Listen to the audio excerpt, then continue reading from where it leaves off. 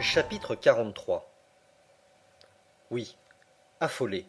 L'aiguille sautait d'un pôle à l'autre avec de brusques secousses, parcourait tous les points du cadran et tournait comme si elle eût été prise de vertige. Je savais bien que d'après les théories les plus acceptées, l'écorce minérale du globe n'est jamais dans un état de repos absolu.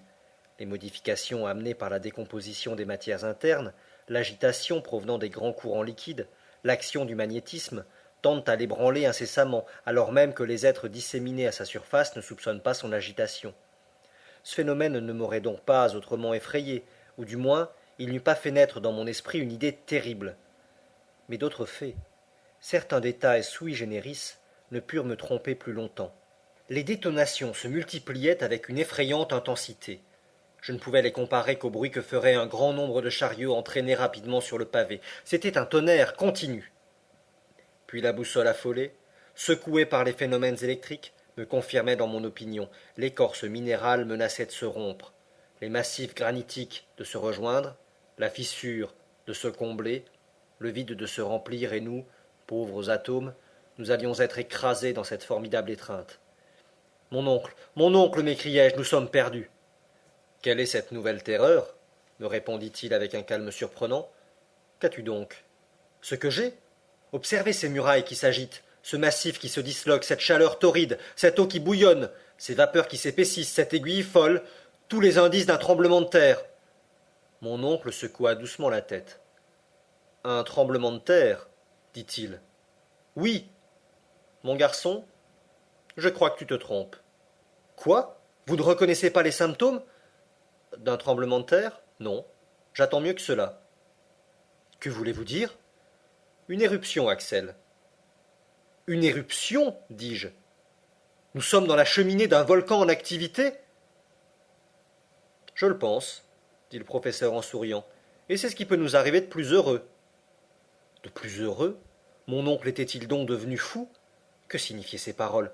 Pourquoi ce calme et ce sourire? Comment, m'écriai-je, nous sommes pris dans une éruption. La fatalité nous a jetés sur le chemin des laves incandescentes, des roches en feu, des eaux bouillonnantes, de toutes les matières éruptives. Nous allons être repoussés, expulsés, rejetés, vomis, expectorés dans les airs avec les quartiers des rocs, les pluies de cendres et de scories, dans un tourbillon de flammes, et c'est ce qui peut nous arriver de plus heureux. Oui, répondit le professeur en me regardant par-dessus ses lunettes, car c'est la seule chance que nous ayons de revenir à la surface de la terre. Je passe rapidement sur les 1000 idées qui se croisèrent dans mon cerveau. Mon oncle avait raison, absolument raison, et jamais il ne me parut ni plus audacieux ni plus convaincu qu'en ce moment où il attendait et supputait avec calme les chances d'une éruption. Cependant, nous montions toujours. La nuit se passa dans ce mouvement ascensionnel, les fracas environnants redoublaient, j'étais presque suffoqué, je croyais toucher à ma dernière heure, et pourtant, l'imagination est si bizarre que je me livrais à une recherche véritablement enfantine. Mais je subissais mes pensées, je ne les dominais pas. Il était évident que nous étions rejetés par une poussée éruptive. Sous le radeau, il y avait des eaux bouillonnantes, et sous ces eaux toute une pâte de lave, un agrégat de roches qui au sommet du cratère se disperserait en tous sens. Nous étions donc dans la cheminée d'un volcan, pas de doute à cet égard. Mais cette fois, au lieu du Sneffels, volcan éteint, il s'agissait d'un volcan en pleine activité. Je me demandais donc quelle pouvait être cette montagne, et sur quelle partie du monde nous allions être expulsés. Dans les régions septentrionales, cela ne faisait aucun doute. Avant ces affolements, la boussole n'avait jamais varié à cet égard. Depuis le cap Saknussemm, nous avions été entraînés directement au nord pendant des centaines de lieues. Or, étions-nous revenus sous l'Islande? Devions-nous être rejetés par le cratère de l'Éclat, ou par ceux des 7 autres monts volcaniques de l'île? Dans un rayon de 500 lieues à l'ouest, je ne voyais sous ce parallèle que les volcans mal connus de la côte nord-ouest de l'Amérique. Dans l'est, un seul existait sous le 80e degré de latitude, l'Esque, dans l'île de Jean Mayen, non loin du Spitzberg. Certes, les cratères ne manquaient pas, et ils se trouvaient assez spacieux pour vomir une armée tout entière, mais lequel nous servirait d'issue, c'est ce que je cherchais à deviner. Vers le matin, le mouvement d'ascension s'accéléra.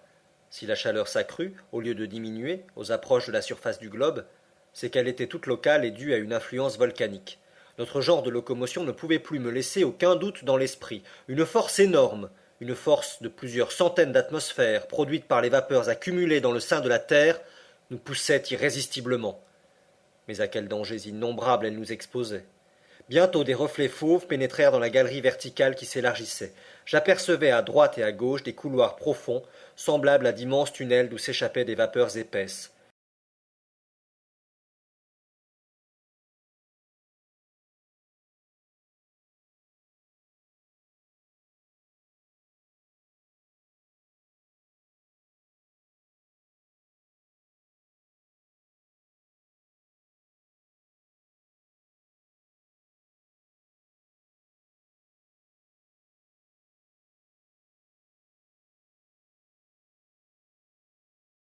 Des langues de flammes en léchaient les parois en pétillant. Voyez, voyez, mon oncle, m'écriai-je. Eh bien, ce sont des flammes sulfureuses, rien de plus naturel dans une éruption. Mais si elles nous enveloppent, elles ne nous envelopperont pas. Mais si nous étouffons, nous n'étoufferons pas. La galerie s'élargit, et s'il le faut, nous abandonnerons le radeau pour nous abriter dans quelque crevasse. Et l'eau? L'eau montante? Il n'y a plus d'eau, Axel, mais une sorte de pâte lavique qui nous soulève avec elle jusqu'à l'orifice du cratère. La colonne liquide avait effectivement disparu pour faire place à des matières éruptives assez denses, quoique bouillonnantes. La température devenait insoutenable, et un thermomètre exposé dans cette atmosphère eût marqué plus de 70 degrés. La sueur m'inondait. Sans la rapidité de l'ascension, nous aurions été certainement étouffés.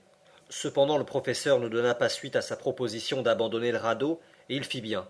Ces quelques poutres mal jointes offraient une surface solide, un point d'appui qui nous eût manqué partout ailleurs.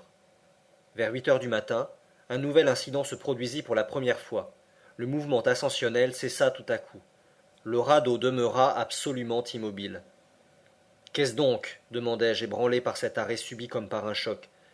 Une halte, répondit mon oncle. Est-ce l'éruption qui se calme? J'espère bien que non. Je me levai, j'essayai de voir autour de moi. Peut-être le radeau arrêté par une saillie de roc opposait-il une résistance momentanée à la masse éruptive. Dans ce cas, il fallait se hâter de la dégager au plus vite. Il n'en était rien. La colonne de cendres, de scories et de débris pierreux avait elle-même cessé de monter.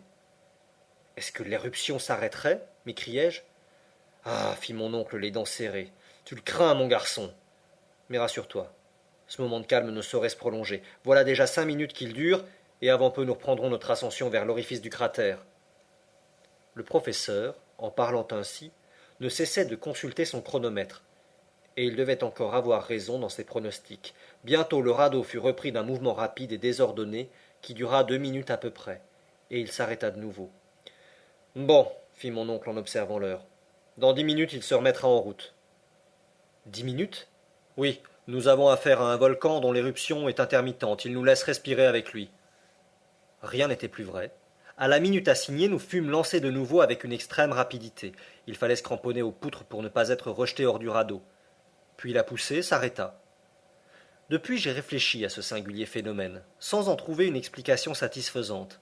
Toutefois, il me paraît évident que nous n'occupions pas la cheminée principale du volcan, mais bien un conduit accessoire, où se faisait sentir un effet de contre-coup.